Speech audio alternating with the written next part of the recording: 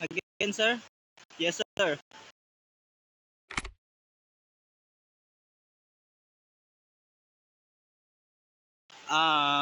As a base guider, our main responsibility is to understand everything that happens inside the base and with the soldiers. We are responsible for guiding them, enhancing their knowledge about the base, and helping become better soldiers.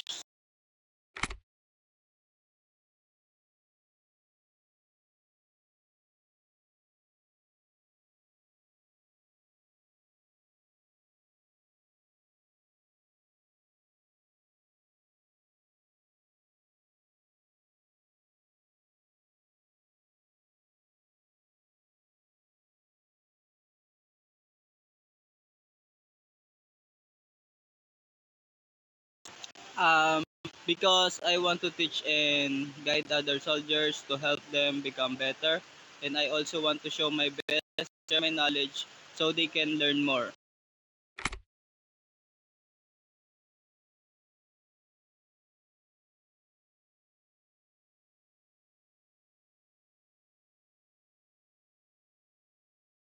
Uh, uh, every day, sir, except for Monday.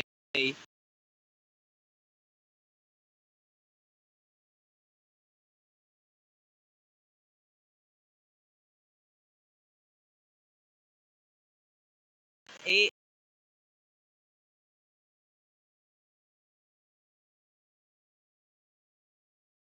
copy, sir.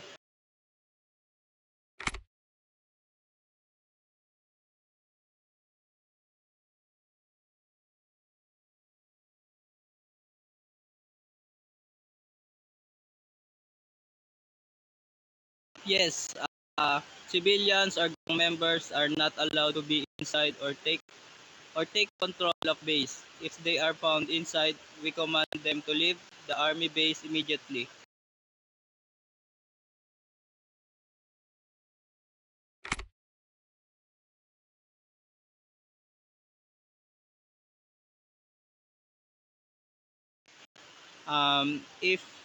If recruit does not listen, we correct them using macros, and if necessary, use a taser to gain control of the situation.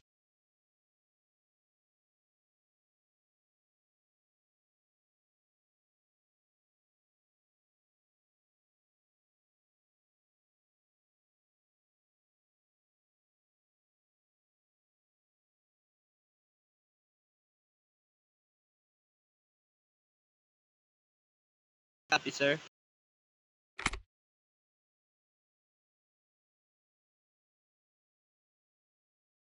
Um, a civilian approaches concrete area, ignores warning, and behaves inappropriately, we can use lethal force after a 10 seconds countdown. And if a civilian enters the base using a vehicle, last, if a civilian attacks us or shows hostile intent, we can defend ourselves.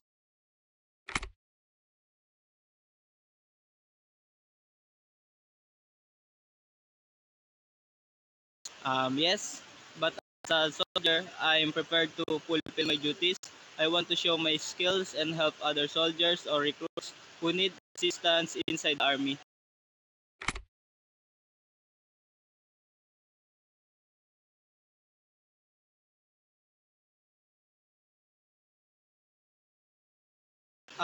There are four material arts events in the army. Oh, sorry, sir. My bad, my bad.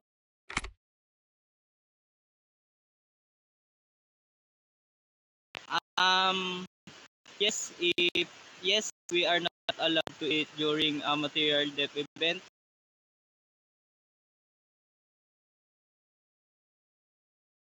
Copy, sir.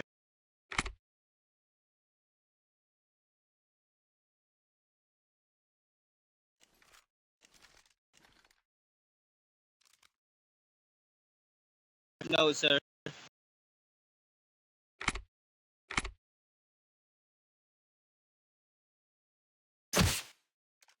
Thank you, sir.